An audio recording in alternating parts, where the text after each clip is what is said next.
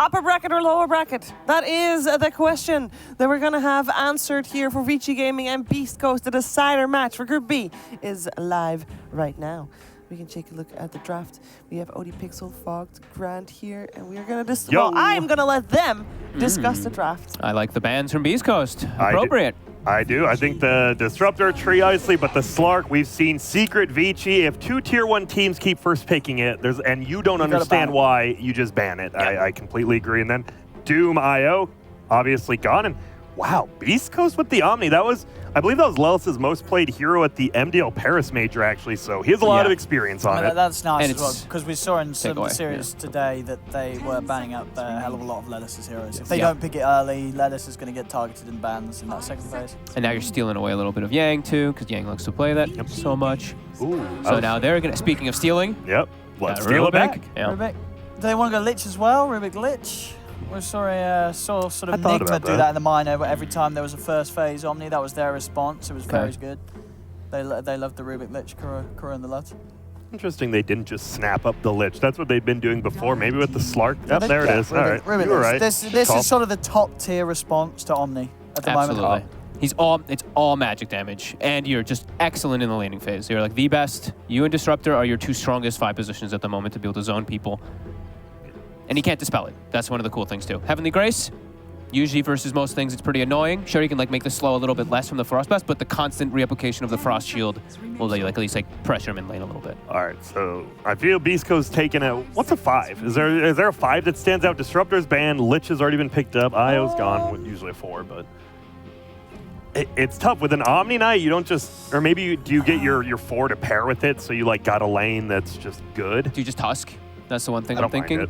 Because then it gives Rubik pretty crappy spells to steal, and I know they really like to play it on Schofield, but he did have some rough side. Okay, so it's going to be tiny then. That could be a Schofield tiny, it could be a Hector tiny, we've seen it all. Yeah. I lean towards Hector because they have just been kind of doing the same thing, but obviously Schofield, he has played a ton of that hero, so. Because pretty much in the majority of their series, they have picked Hector's hero second. Yeah, they have. Yeah. That's why I'm assuming. Obviously, it could switch up, but from what you say, exactly. I don't know, but Tiny, though, versus Lich feels a little weird because you're good combo damage, but you're this massive amount of physical raw damage, and then you're hitting into a 60% attack damage reduction, right? So I feel like it might not be the most satisfying, maybe, but I don't know.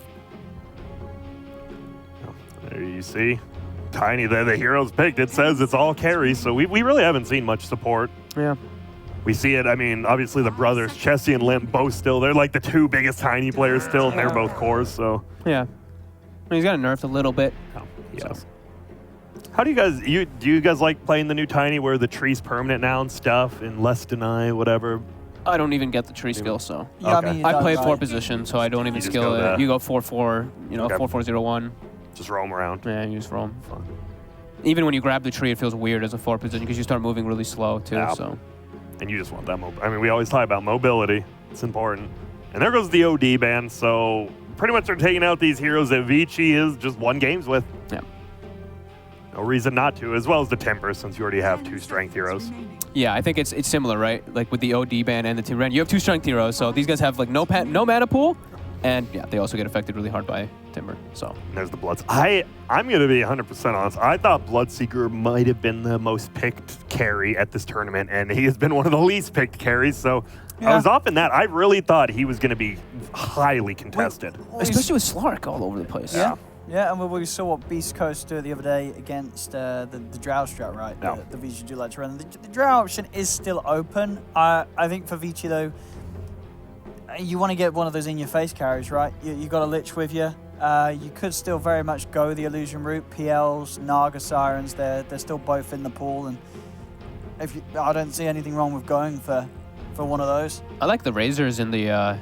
I like the Razor from the last game, but I mean, this is another dead hero. But Ursa overall means always just the lane versus Omni Knight is so nice. But no one's playing Ursa. Yeah, no one's touching it. Even though it just surprised me, I think with the changes, we saw there was a period where people were, and in the qualifiers, it's just so strong. It was the qualifiers. You can go that phase drum Abyssal, and it's better than ever. You absolutely do not need to buy Blink on the hero. You've got the gap close. A lot of reasons to make it work. Okay, so they're doing Yang's hero first here.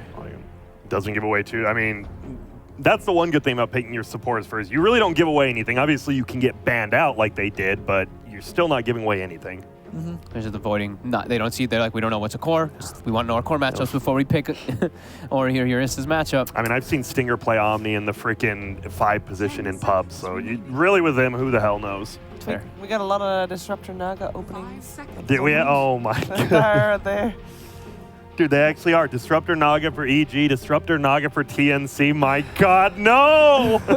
Please.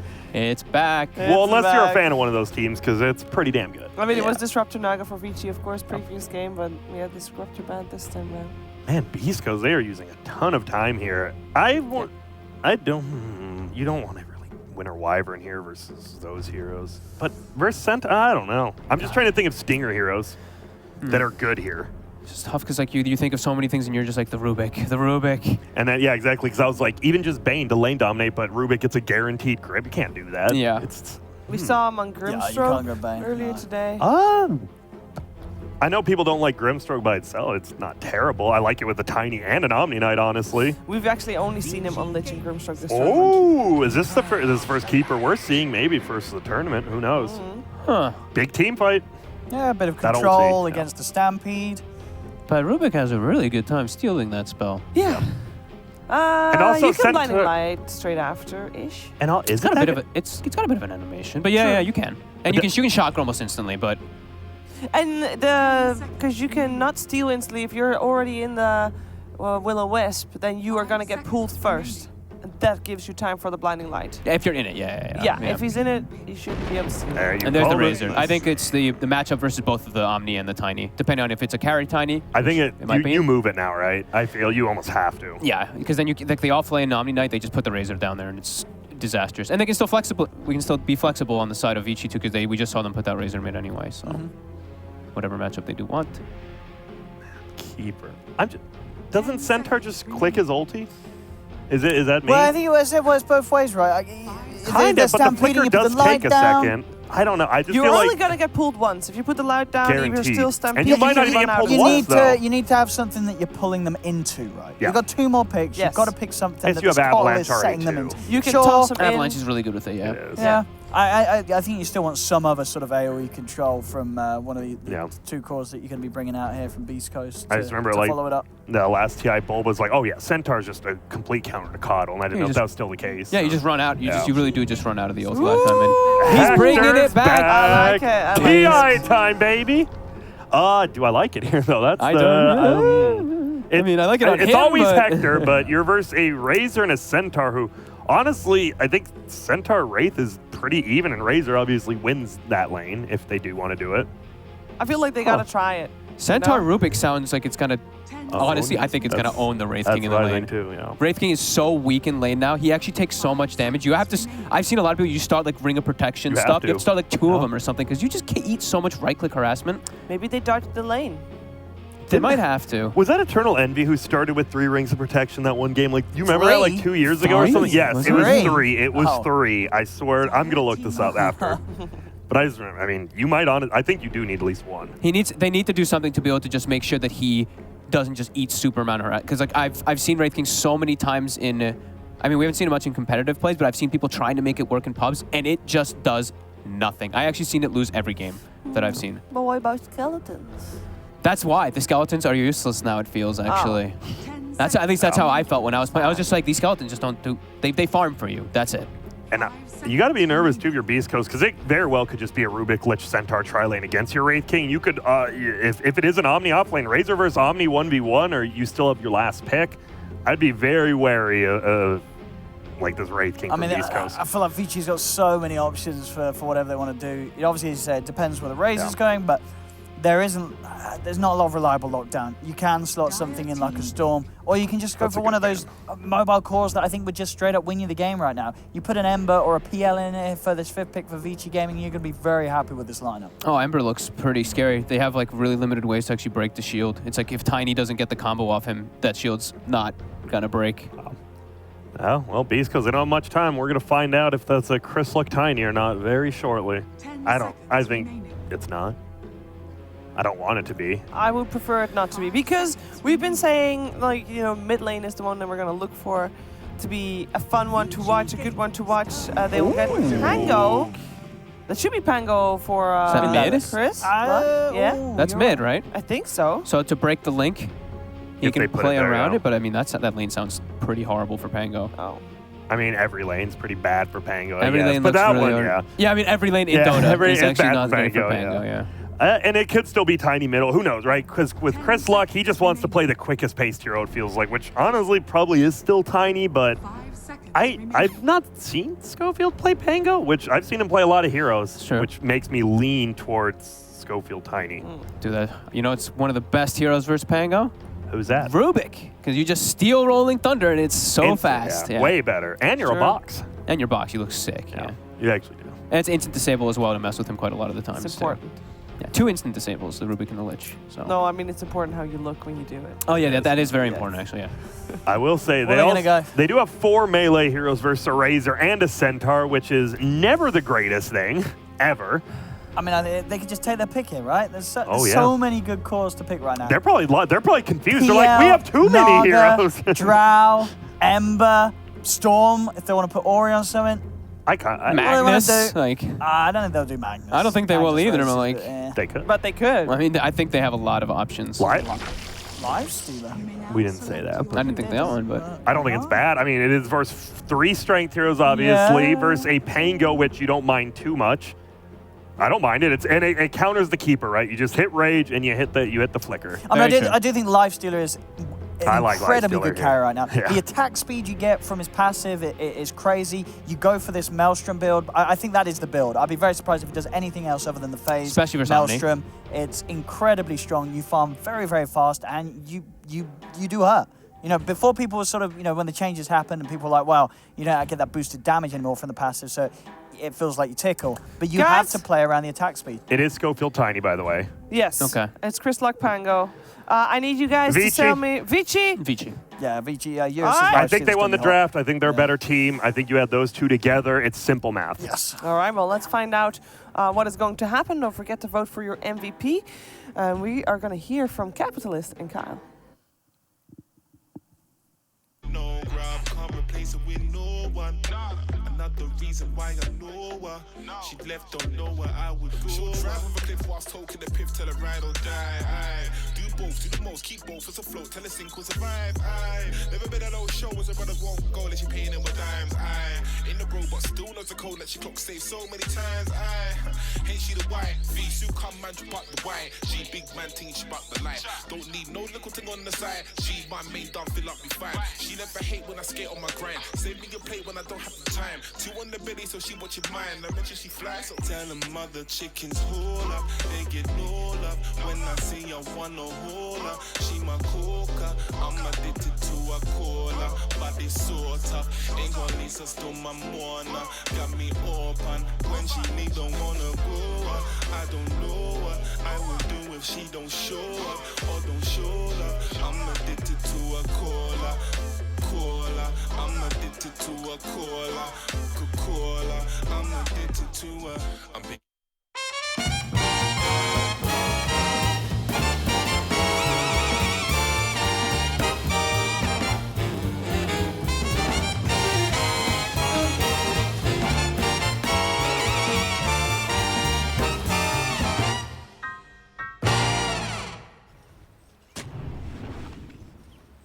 That's right, our final series of the day. Vici Gaming versus Beastcoast, and it seems like everybody is siding with Vici Gaming here. But Vici Gaming may be giving up the first blood. As Eurus gonna have to dip away into the trees, cut down some of them, and escape to the tier 1 tower, so he's fine. No first blood. That's the wrong tier 1, Cap. 30 seconds to battle. Oh, yeah. He's on Radiant's side. So he's dead. First blood for Beastcoast. Boom. Yeah, not I bad. feel like we gotta get high for Beastcoast because it just feels like the odds are set against them, you know? Yeah, I would agree, but I love the draft. I think Pangolier is the most underrated hero in the meta right now. It's so damn good. Disarm mechanics are busted. What? Well, part of the reason you feel that way was that Pango game that we played earlier, Oh, where yeah, that one well. Pango just dumpstered us. Dude, I don't want to get started on that. It's like the hero has this innate escape mechanism. You're naturally tanky. You clear waves in a spell cast, and your ulti is way too low of a cooldown and incredibly high It's just too good. You give a draft everything. You can itemize however you want. The two best core items in Dota right now are Maelstrom Diffusal. You can utilize both, or just go defensive. Get Greaves Pipe, whatevs.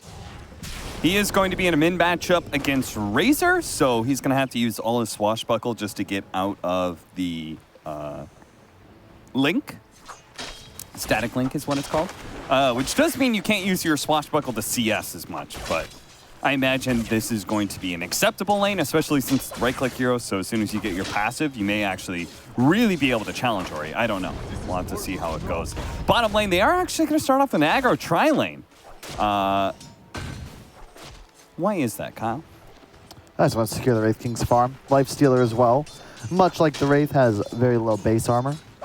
You can trade against a Centaur incredibly effectively, or rather an Omni Knight, but you cannot do the same against the Chris heroes. Luck's going to go for the kill here, but the Fairy Fire may just make the difference as Chris Luck is going to die instead here from one last shot from Ori. He thought he had it. Ori is going to die in return, but this just kind of gives him free resets, so definitely to the advantage of the mid laner of Vici Gaming. Yeah, you lose a couple creeps though, but you'll take that. It's a nice play though from Chris Luck. I like the decision. I think you got to get aggressive against Razor at a point. You don't want to let him just spam Link and slowly out CS you. Yeah. I think, by the way, I think Centaur Rubik beats Wraith King Coddle. Yeah, I would agree. That is a kill lane. Wraith King is very squishy before level 6. However, this is now a counter tri lane, so you got kill threat on the side of Beastcoast, but you're going to get out harassed pretty hard by Vici just because Lifestealer trades so effectively up in front. And then the Frost Armor, oh, what a spell. Yeah. I have a hard time seeing how you can just kill Lifestealer in lanes, man. The guy the Feast heals him so much. He's got the attack speed going. It's just annoying. Yeah, people are already maxing Feast. Now it gives you the built-in attack speed steroid. Yeah. I'm surprised we don't see it more often, truthfully, earlier in phase. Probably the prominence of TA and Mag in the meta. Yeah. Illusion Heroes is... Whoops. Illusion Heroes as well. That was a host mic. I didn't even know that was on. Illusion Heroes as well, right? Like, you could build the Radiance, you can build Mjolnir, but neither one of them are, like, true answers. Yeah, I'm trying to think. Bassi to start for the Coddle, just spamming spells. It's a very weird laning setup, honestly, and you can already see Wraith can kind of forced out of the wave by this Lifestealer. I don't think anyone really wins that matchup at top either. Like, nobody really maybe wins mid either. Nobody wins any of these lanes. That's kind of interesting.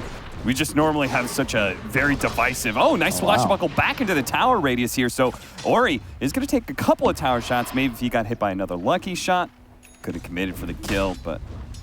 That was a pretty cool play. Such luck here. Sorry. Centaur using his retaliate stacks to try and get a CS advantage over the Omni. Omni, meanwhile, will eventually start winning some of that lane with Purification higher levels, but for now it is very even. Static Link, jump away. Just what we're talking about. Got the mana pot on the Tiny, so he will still have both spells, but no more regen. Nice moon for the Rubik. It's just about playing defensive for Vici. Get your items online. You've got a Razor against 3 melee cores. It's pretty much just Link the Wraith King and you'll win every fight. So expect them to play more of a passive game till they have a BKB online. Do you feel like Hector has been countered enough? I mean, if this doesn't counter him, I don't know what would. Lifestealer is such a great matchup against the hero. You can link him. They've got Rubik to steal the stun and the Lich to prevent the damage. You've addressed him. So in that case, it feels like we go back to what we talked about in the previous series, which is you know what Beastcoast is going to do. It was a bit surprising to me when they picked up Pango because I felt like Hector was countered, and so therefore you wanted a different carry, basically. But it seems like they're still going to rely on Hector to do all the work here, and maybe if he gets an early kill here in this bottom lane, a pick off on a DY, it'll certainly help things out a decent bit. Coddle gets the last hit, but that's what you expect out of this tri-lane. If you find a support isolated, they will die. You just can't do the same to the Lifestealer, so won't be able to stop Eurus, but should be able to keep your game intact. Nice link onto the Illusion, however, he's not going to get pursued. Did he just get the clarity pocket off? Yeah, he did immediately. He did. He's going to have to go all the way back to base, looks like. Really well done here so far by Chris Luck, and a pause comes out. And it looks like Beast Coast are going to get 3. Because we've got the Omni Knight securing one of them top. So that small little net worth lead that they had will build up a bit more. Man, the laning phase is so important, yet I feel like it's been... If the laning phase all around goes even and the net worth goes even, it's usually like one lane is really losing and so is the same on the other side of the map. Yep. On the opposite tide. But it's here, it just feels like all of our lanes, because you could see straight from the CS, our Razor slightly ahead of the Pango. Not terribly surprising. Yeah, but he Our did. offlaners are neck and neck. It's just the biggest difference is Lifestealer versus Wraith King. But they've got 2 more kills. The thing is, it's going to not get any easier for this Wraith King lane. It's always difficult to aggro tri-lane and dangerous, because if you end up getting pushed out, oftentimes your offlaner has nowhere to go. In this case, you would have an Omni Knight who's over-leveled, so he'd be okay, but then you have a Wraith King top against a Centaur that's like level 6, and suddenly a support rotate finds kills on him, no problem. So it's kind of a catch-22. You really just have to stay bottom and hope things turn out well. It's also dire aggro tri-lane, in which case you have to contend with that Radiant hard camp, which is part of the reason they've gotten at least that Lich kill, right? He was trying to play in that area where you could pull that hard camp over. You have to be very wary letting that happen too often. I'm surprised your Ori didn't go all the way back to base. Instead, he's going to get funneled to Salve by PYW, who's still half mana, though.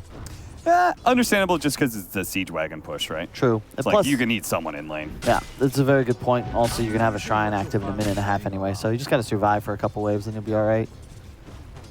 And maybe if they had the mana, they could go for the Coddle kill. There's something that is going to be a bit of an annoyance for the Razor. Coddle, both with the Blinding Light as well as the Will-O-Wisp, is good disengage tools against the Static Link. The Beast Coast mid-game team fight's absolutely unreal. The Coddle ult, the Pango ult, there's just nothing you're going to be able to do as Vici to fight into them. Those BKBs are going to be critical. So I just expect them to farm. I'm not sure what the Lifestealer's build will be.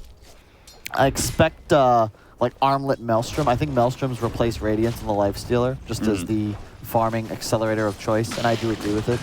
Yeah, we haven't seen... I don't think I've seen a Radiance in this patch for Lifestealer ever since the whole Infest change. Yeah. And the Feast change as well, right? Attack speed just leads you to want to build up your damage a bit more to stats. The Razor is going to be able to hit at least the slow onto Stinger with the Centaur Stampede going forward as well. They're going to be able to get on top of K1 Hector. The Razor not being there means the damage is a bit slow, but eventually they'll get it with the open wounds slowing them down. Double kill for Ori, great rotation. And Chris Luck not trying to match rotations here. Sticks it out in the mid lane instead. Very surprised, really, because if anyone's going to rotate, you'd expect it to be the Pango. Love what Yang's been doing, just farming top. He's playing like an axe, getting so much out of the jungle along with every creep wave. And because of that Centaur Global Ultimate, you just get active as well. He really sets up those 2 kills because the Blinding Light would have saved otherwise. Meanwhile, Leela, he would like to join his team because Purification's an amazing turnaround ability for team fights, but Centaur's so good in these situations is split pushing. I think he's people like to think of Centaur as this team fighter, but I think one of his most underrated aspects is his split pushing power. He's so good at taking towers. Yeah, it's something I remember talking with Boxy about, how they love Centaur, not for, actually I think he said this at TI, but they liked Centaur when he could play away from his team for the first 10 to 15 minutes, because you just shred through tier 1s once you get your core items online by, as you said, just split pushing. You're one of the best in Dota. Chris Luck. Does manage to get a nice... Oh, misses the wall there, but it doesn't matter. Yang is completely surrounded by far too many heroes. But bottom lane, Hector, whose game is usually all important for Beastcoast, is bottom net worth of all the cores. Yeah, this is not the playstyle Beastcoast like to utilize here. Hector is normally top of the net worth charts in the entire game. Always his own team, and if you shut down this Wraith King, there's really no one else on Beast Coast that's going to be able to carry you through the late game. The mid will still be solid, but you really need this Wraith King online. Love the stacks. Was that a triple, a double? Not bad. Who's farming those stacks? Probably Pango? the Coddle and Pango, yeah. Yeah, there's a DD. That'll be easy if he ever chooses. Yep, and indeed he does. It's kind of weird. Maybe with the Javelin he could do it with lower cooldown. They just don't have the most obvious clear. double purification, I guess, is another option. It's just the weirdest part of this is that K1 Hector cannot farm those stacks. Yep. And he can't really go top lane because, again, there's now an over-leveled Centaur compared to your mega over-leveled Centaur at that. There's no way you're contesting this guy. Yeah. I'll have Phase Boots Bracer and the light. He'll be level 9. Man, this. Hey, you're doing all right. Your Omni is still top net worth. Lelis doing an excellent job up top, but it's an Omni Knight. And even though he is level 9, there's no real way for him to get aggressive here. And that's my concern with this Beastcoast lineup. They're forced to ride Chris Luck and Tiny.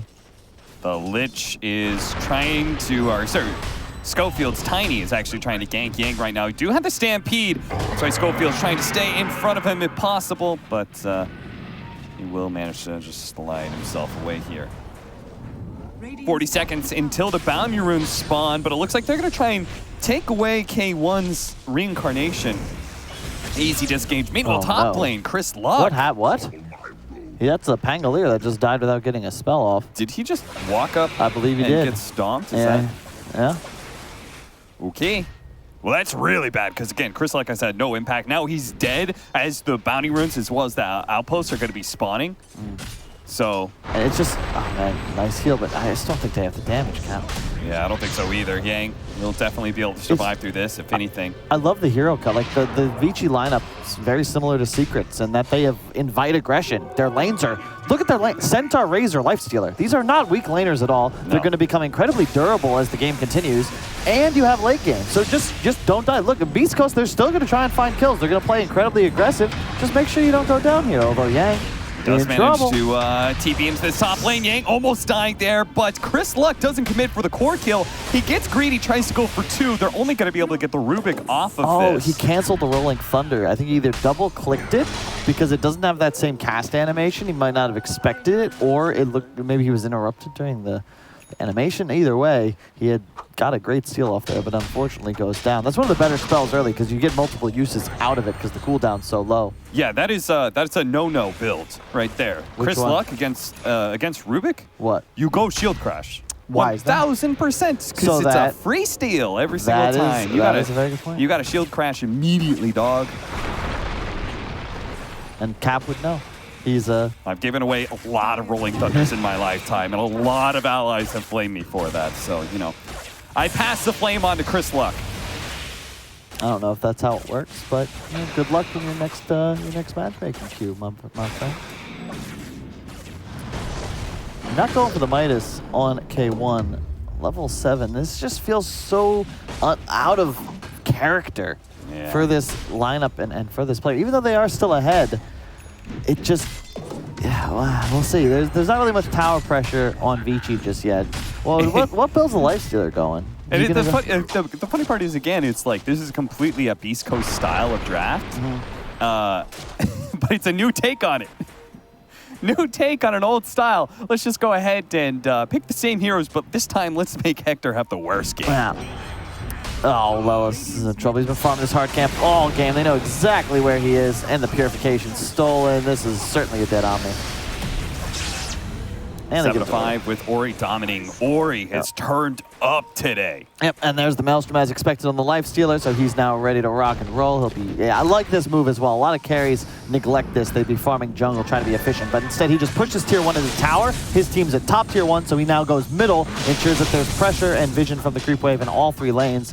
Beast Coast not able to defend the Circe. They do have a Maelstrom on the Pango, but he's using it just to help clear this ancient stack.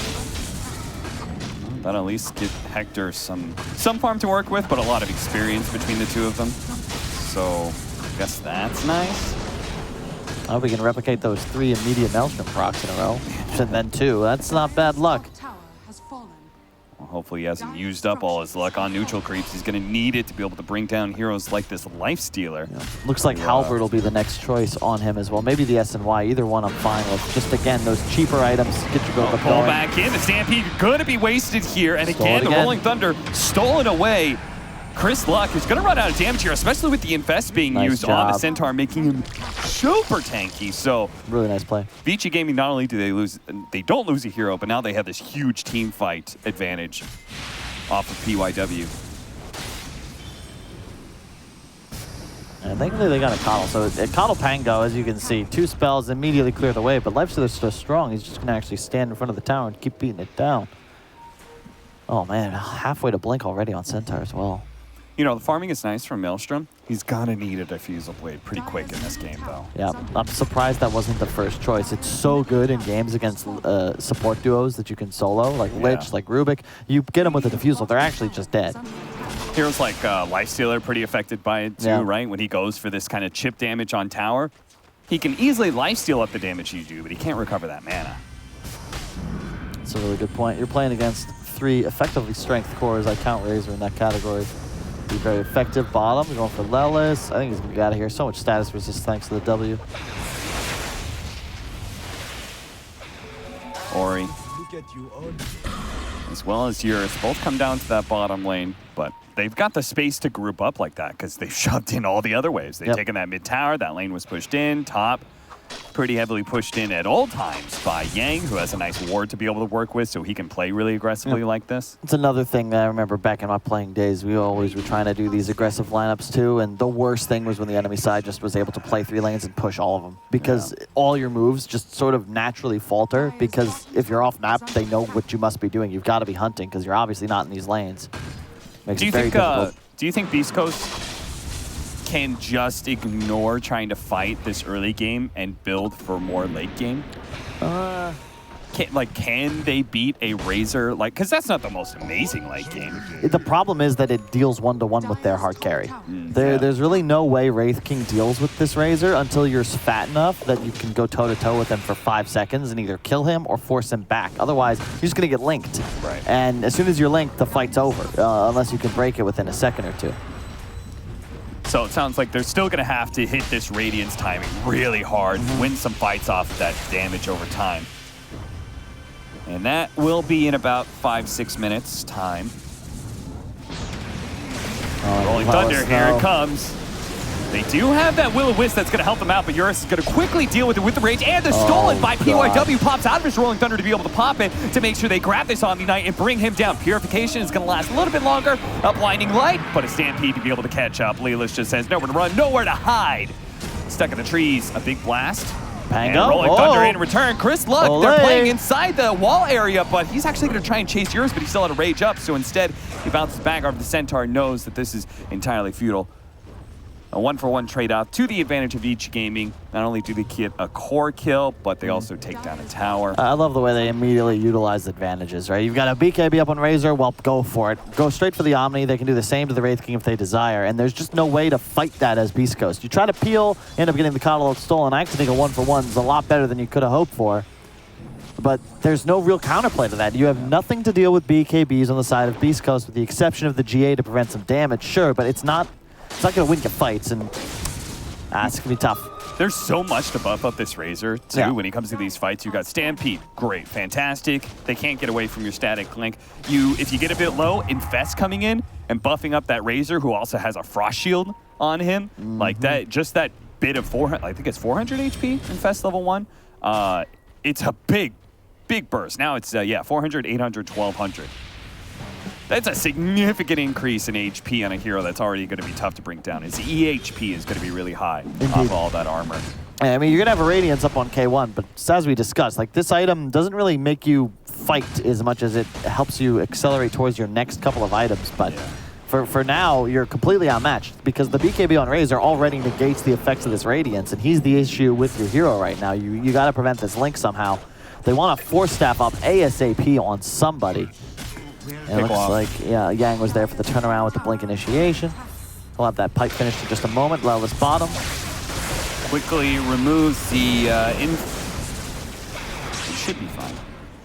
Open wounds. 96, 17 minutes in. A slight lead for Vici Gaming, but they're looking like they have full control of this game. And Beastcoast, they've been forced to try and make little pick-off moves like this, trying to push in waves. Chris Luck's trying to go for a kill on PYW, who's actually 1,000 HP, and now he's going to be stampeded up. Oh, they don't get a telekinesis or a toss in time, but how many times are you going to give away Rolling Thunder, Kyle? Chris Luck, I didn't do it. Gotta stop doing it. Well, he's going for Basher over Dude, Diffusal's so good. That item is so broken. Yeah. If not even just for the damage, as you said, even though it's the highest damage for a Pango, it's the purge. It's the mana burn. It's got so much utility. Like, you threaten Rubik there a lot harder if you actually have the ability to purge him and keep him located in front of you. And then all of a sudden you can Q ulti, maybe take him down. I mean, I guess at bare minimum, it now means that Lifestealer can't freely shove in lanes knowing that they have no BKB piercing disable. Now, there is one small thing that Beastcoast has to be able to stop that, but I don't really think the Lifestealer needed to play that way. He wasn't playing that way in the first place. They were oftentimes 2 or 3 man around the map aggressively pushing in, but he wasn't solo pushing lanes in so much. Just trying to find a way. Like Beastcoast, the game isn't out of reach by any means. It's only 1,000 gold, but it's just the hero matchups. A lot of your all of your late game damage is coming from this Wraith King, and he's just going to get hit by Lifestealer, linked by Razor. You can buy time, but these cores of each are just so tanky is the concern. Yeah, you don't have, like, especially since Schofield isn't popping off, he's not going to have that big progression as a 4 position and being a damage dealer. So feels like Chris Luck is going to have to do a lot of work. In fact, look at Schofield's build. He's not even looking for any sort of damage. Blink Dagger into the Force Staff to help kite this Centaur. Razor, Lifestealer. Actually, Force Staff's really good this game. Holy they see the mass DP coming. You got to get the hell out of here, Beastcoast. Chris Luck, he does have his Rolling Thunder. He's going to try and get it off now, but the Telekinesis is going to stop him in time. And the counter Rolling Thunder from PYW looks to be able to catch somebody else as well. Stinger, beep, beep, bumps into him. Mega kill for Ori. Another great steal as well with the Blinding Light. Full control of the outposts. The experience. No experience for Beastcoast. It just feels like they're the ones that have that ability to actually execute team fights, right? And that's the danger of the Beastcoast lineup, really just with Dota in general nowadays. It feels like if there's a phase in the game between 10 and 30 minutes where you're just unwilling or unable to fight, you're just going to get abused by these top teams because they're going to sweep the map, be more efficient around, they'll get objectives, and then slowly that lead grows until it's insurmountable. And I mean, look at Eurus' build. He went for the movement speed talent over the damage, which 30 damage is a lot when you have the attack speed bonus from Feast. But he's saying, like, I don't really need to be the damage dealer because Ori is going to have such a good game. Bump back into the Will-O-Wisp. You can see they're just not doing quite enough damage to fully commit, but maybe with Chris Luck here, DY going to sacrifice his life maybe to pull him back, but actually with yours showing up, Beastcoast can't do a thing. Yeah, he just wanted to pop the BKB, couldn't even get that out because the Frost Armor. It's not really a tanky Razor. No armor items, no real HP items. Doesn't matter because Lich. Man, what a great option of steals here. Managed to get Purification now for our Rubik. He's so farmed. He's going to have a Blink Dagger in a moment. Philosopher's Stone. You know, I've never actually seen that in any of the games I've played. What, Philosopher's Stone? Yeah. I want to get free gold. It's money. Oh, Yang. This guy's been the standout for this game for me. Oh, hang on. You're going to be able to chase out some heroes here. Does use the shield crash. Eurus, he has rage, but at the same time, maybe they can still catch him here with the bash. Eurus is not attempting to TP. DY is going to join this fight with a Chain Frost, and Ori, well, here comes the backup. Ori, with his BKB, can certainly deal with K1 Hector pretty easily as they're going to drain away his damage and force out that reincarnation on the side. What a big initiation from Yang. Catches the real damage dealer, kills himself on the retaliate. Chris Luck. You got to be aware of that damage being dealt back on the swashbuckle, my friend. Yang actually getting ripped apart here. Ori and Yang both being down means that Eurus doesn't really have quite enough damage to be able to deal out with this Omni Knight. Hector's just going for it, man. Ultra kill for him. They don't have a way to be able to get Eurus out of here as he is stuck with no creeps to infest into. That fight's all Lois. That was insane. Just the application of the Lotus Orbs. It prevented the Razor Link for enough time that he's actually suddenly threatened and has to turn. Then, yeah, you get the kill on Wraith King, but it took so much longer that now when he respawns with full damage, everybody just melts. Did he bounce back Static Link in that fight? No, he didn't. He held it. He had to hold it for the 6 to 7 seconds, so he only got like 50 damage out of it. Wraith King respawns with full. And, yeah, everybody just died. A really weird entrance into the fight, though, because they sort of just kind of botched the initiation. Was there a buyback? No, it wasn't even a buyback from the Pango. Hector just did so much damage. All of a sudden, Hector everybody. Was just like bonking on everybody with his crits. It's just Shadowblade and Radiance. It's not as if he's massive, although check out the net worth. Suddenly, this is what you expect as a Beastcoast fan. Yeah. And like the net worth shows, most of the games you watch with this team are kind of a roller coaster. certainly been a roller coaster of emotions for Beastcoast fans over the last year. They had quite the high at TI. Almost being able to bring down Team Secret, which would have been, what a story that would have been if they'd actually done that at TI. But well, still, they lost 2-0. top 8. That's not, I mean, I wouldn't call it almost, but Yeah. They had that one really They close played game, them. right? then I think they got like 3 or 4 man chronoed, which I'm hoping we don't see here because you do have that potential against a Lich and Centaur, just making a gross overstep out of position. You want a better setup to a fight from Vici. You want the immediate initiation to involve a stun on a support, preferably the Coddle, and a link on the Wraith King. Okay, they're going to find Schofield here. Free, easy kill with the use of the Stampede. And Vici Gaming. Silver Edge already on the Wraith King, so he will be able to remove the Feast and the Retaliate from the Centaur, but, oh, hang on, or just kill DY. Yeah, quickly try and kill him, but a stomp from Yang does intercede. There's going to be Chris Luck trying to slow down some of these other heroes with this Rolling Thunder. Managed to hit the Rubik by the right-hand side. They're sticking to K1 Hector like glue. Going to make sure they can bring him down nice and fast. Last time they did this, though, he came back and killed everybody on his second life. And Chris Luck managed to make his entrance with good bash on heroes leading into the stun. Then, sure enough, a crit from K1 Hector immediately. Ori is going to be able to TP out. And Yang, well, he's being burned by the Radiance, so he's not going to be able to have the same kind of retreat that Ori did. He's going to get caught. Dude, did Beastcoast just win? I guess so. I've seen this story before. This movie has occurred in many of the games Beastcoast usually end up taking, and it's just like he was 10K net worth on this Wraith King. Razor was like 10.8. Yeah. And suddenly he's approaching 15, 3,000 ahead of the entire game. Well, alrighty, 7 kills in the last 3 minutes. That is a significant boon to your net worth. He was 0, 2, and 4 until just a few moments ago, and all of a sudden, Beastcoast, this team fight, we talked about it, it's looking formidable. You've got the Pango Omni Wraith King now, and you actually have a damage threat. I don't know, did Coddle ult even really get used in that fight? It helped them secure the kill on Rubik, but that's about it. It's just I mean, they didn't have Schofield at all in that fight, right? That's 4 and 5. Yeah. Do you think they should be trying to target down this Wraith? Because it seems like they're like really focusing down Hector, and then they're like, oh, we can't deal with him on the second life. Well, it's also that I'm not sure I'm buying this Mjolnir on the Lifestealer. It feels like he's way too squishy at the moment. I like the Halberd, I like the Maelstrom, but an AC, maybe just like more HP tools, a basher for himself, which also has started to pay off for this Pango. That bash really set up the follow-up stun from the Wraith King, was why Eurus was able to go 100-0. It's funny, they just keep on grouping up so much and going for Hector that some of these heroes are able to make a big entrance. Chris Luck certainly did it for this fight.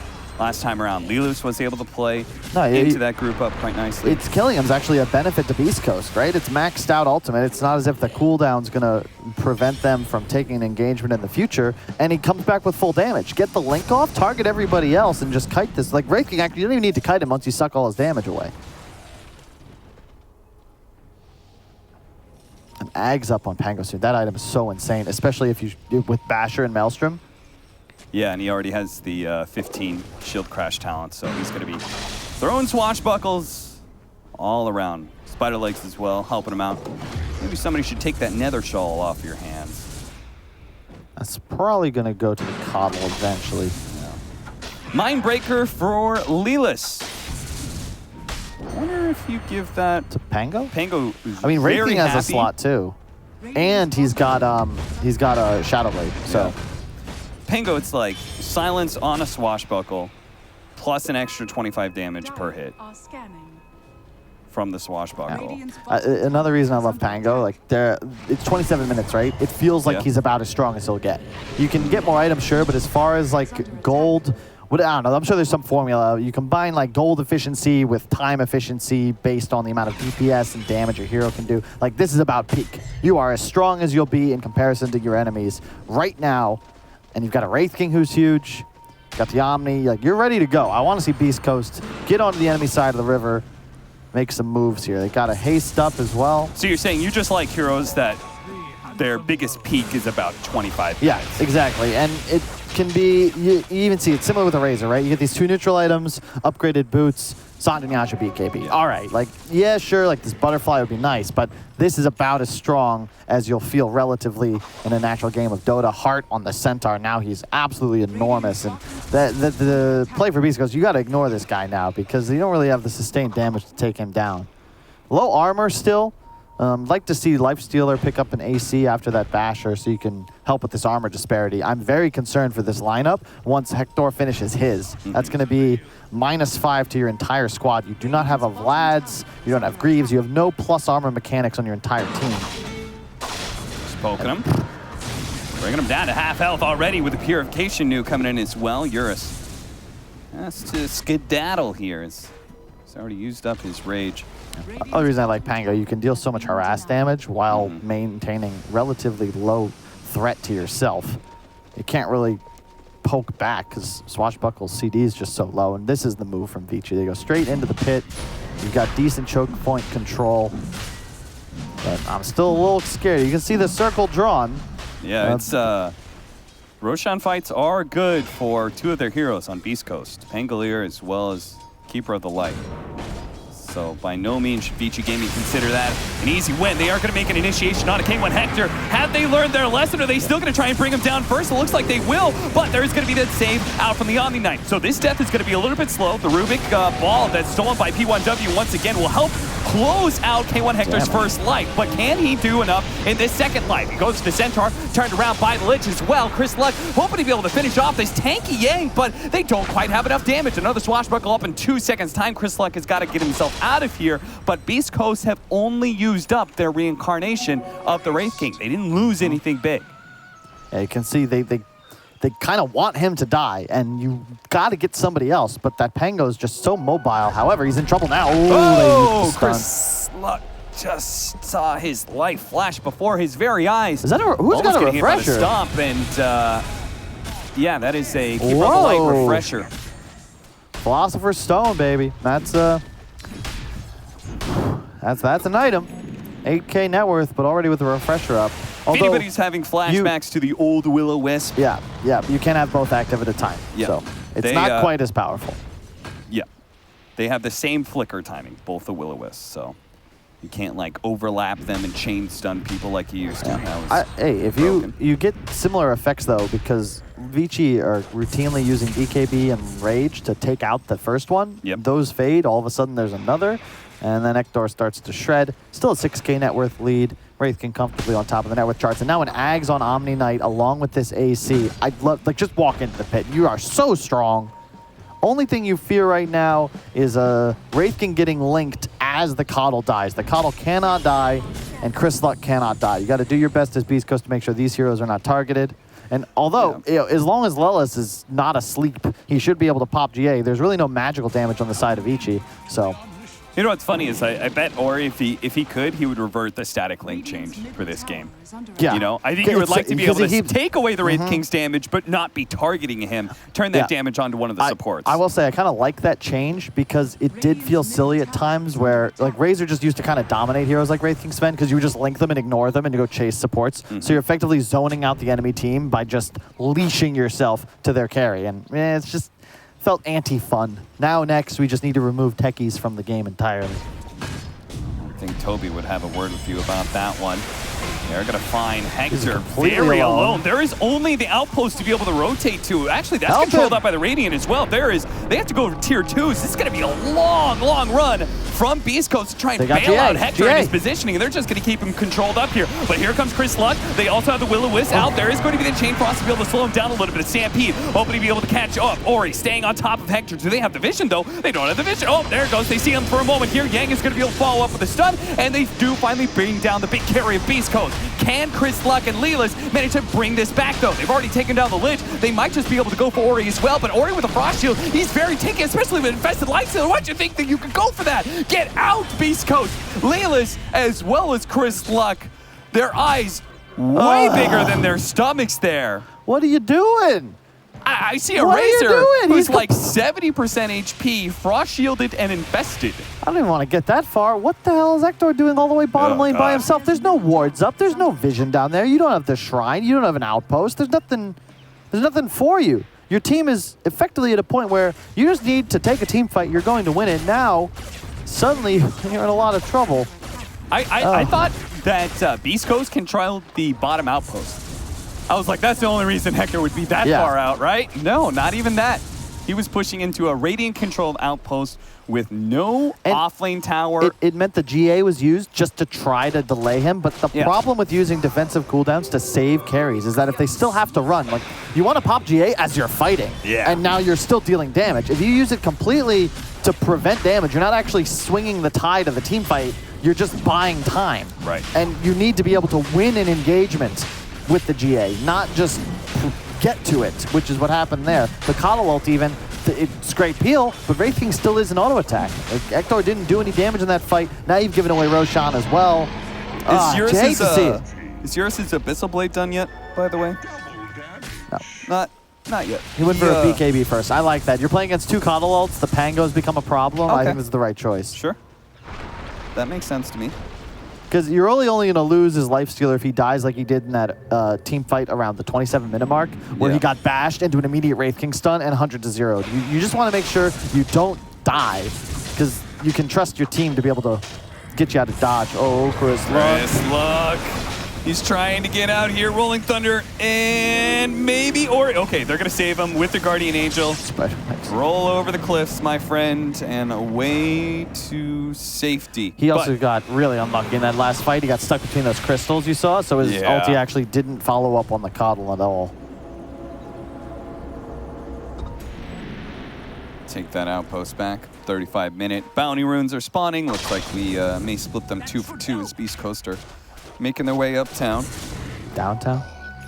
Walk in fast. Well, it's uptown, because they're up top. Sure. Had to switch it up on them. Okay, one getting that status resist buff up. This is, you're fighting into Aegis here, but of course Wraith King has his built in. So dangerous. You lose so much map control when you can't take the enemy off lane tier 1 tower. Yeah. Tossed up. Holy. Eurus not quite controlled long enough. And now Beastcoast are going to have to give up on the kill. At least they forced out a BKB charge, though. You can see the damage that's banging on him, man. Like, it's just crazy hero. Yeah, it does a lot. Ooh, Schofield thought he was going to be able to get a toss back onto somebody, but misjudged how far his blink was going to take him.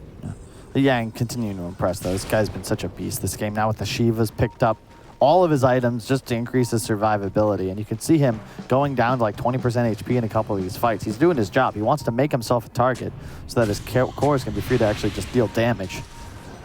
DY, nice D-ward up on the high ground. Taking a slight lead in the goals. I think XP relatively even. Don't see any 25 talents coming online anytime real soon, except for the Wraith King. I imagine because there's no mana burn threat, he'll get the reincarnate Wraithfire Blast. Well, he still got it just in case. For some reason, I thought that talent was at 25. I feel you. It's never been at 25, but no. Pretty much, I think it's always been 20. But I was talking to Suns fan about this. I DM'd him like some ball mechanics thing. And he was like, man, it's just, there's so much in Dota. Yeah. And it what's really annoying is that you have like old Dota 1 knowledge or old Dota 2 knowledge in there. Yeah.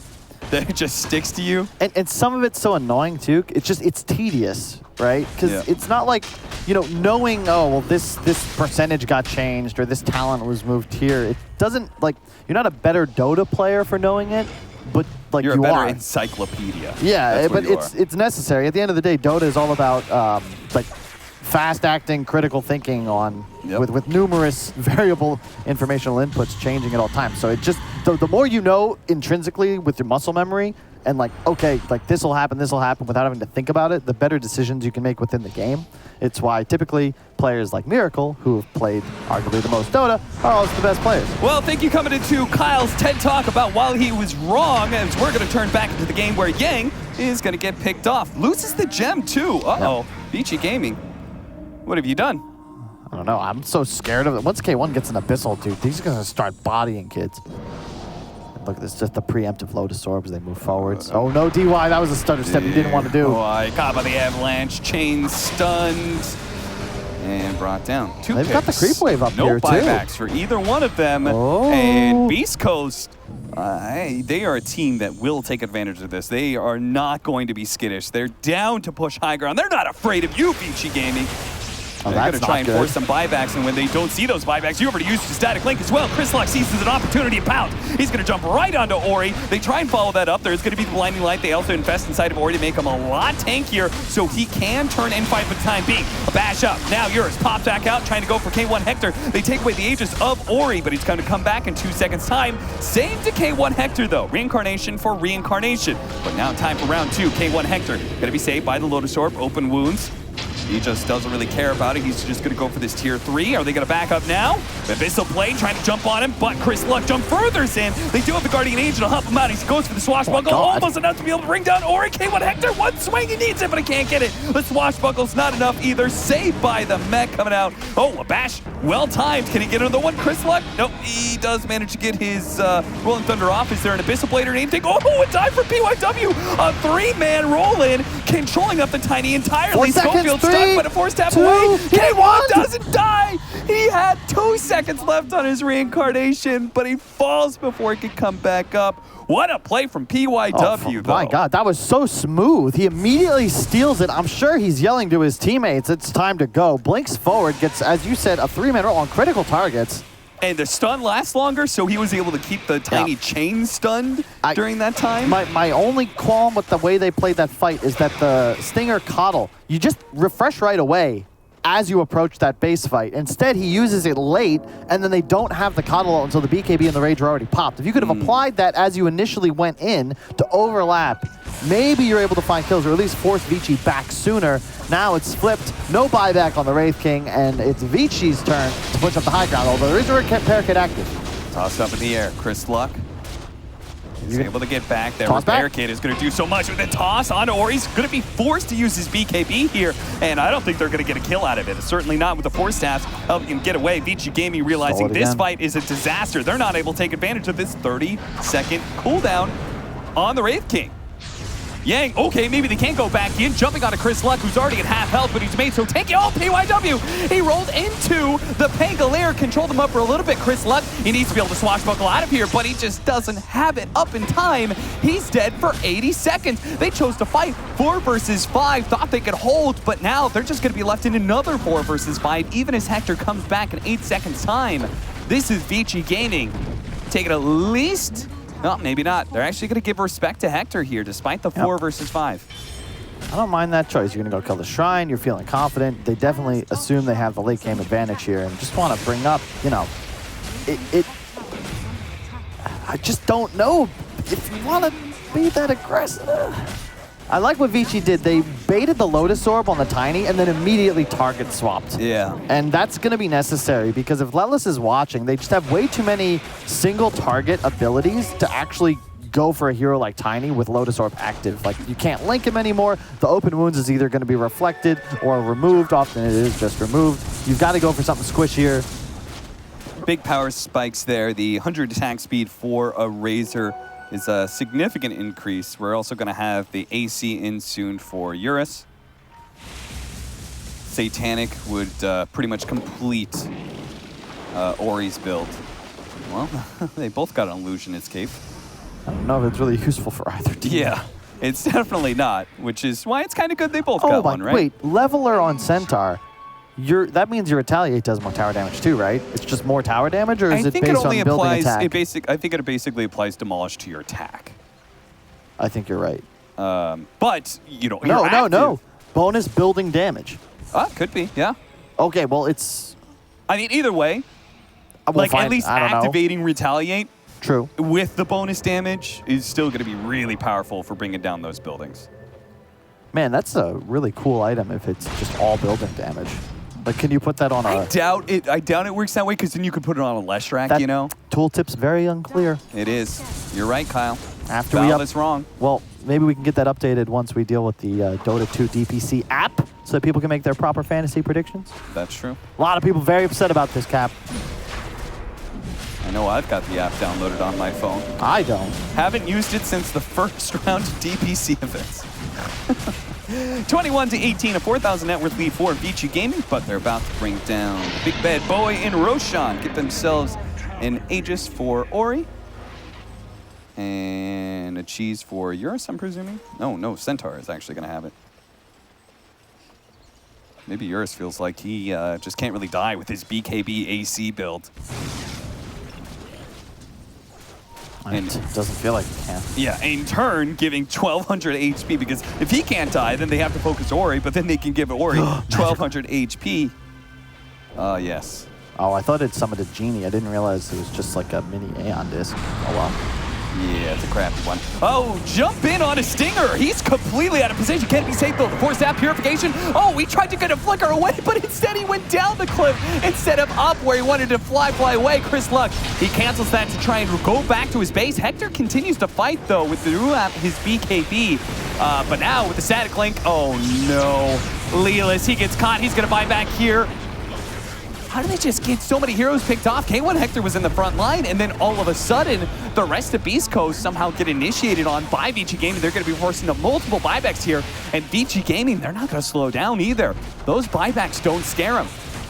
That's beautiful initiation. That's the Abyssal Blade against these weak supports like Coddle. You jump him with no buyback. There's no ultimates. That's the main target. Now Beastcoast have no team fight. Hector's going to find his damage drained once again and losing his reincarnation, but maybe with some sort of toss back or some sort of jump onto Ori, but there's that Infest immediately making him so tanky. He goes back to almost full HP. They do manage to get off the Guardian Angel to help out Hector here. They need to be able to get as many Force Staffs and defensive Heavenly Graces as possible. A jump in from Yank does manage to get the stun onto Lelis. That's going to be a dieback for him as he won't be able to save himself. Hector gets back the fountain. Oh, a toss back on Eurus, but they have no stuns to actually keep him inside of the fountain. He had the halberd for the evasion anyway. That's 3 heroes dead on the side of Beastcoast. A buyback is available for the Tiny. I think he's hoping that somebody will lure them towards the fountain so he can buy back and get a toss. Chris Luck rolling forward, stunning some heroes, but where's the damage? Hector going for the back line, trying to catch up to that Lich. Immediately telekinesis up, though, and stalled up. That's going to be reincarnation. His life number 1. Chris Luck, though, can't really do a damn thing. Swashbuckle's not going to be activated in time. He's stunned for too long. And Hector, left alone against the world. Not even Schofield is near him as he's going to be running down lanes. Can't even kill a Lich because of the Infest HP. Schofield trying to just cut creep waves, but in the end, the fountain is completely exposed to Vici Gaming. GG, game 1 goes to Vici Gaming as Kyle tries to kill the couch. Whoops. Well, you goober. That was an interesting game. Beastcoast, I thought they played it quite well. They made it a hell of a lot more of a game than I expected. But end of the day, Vici Gaming, simply better late game, a better execution, better target selection. Yep. They were killing Pango or Coddle to start fights. They did exactly what they had to do, and they earned that win. It felt like just some hope for Beastcoast, though, right? Like they had a small comeback window. Define right? hope.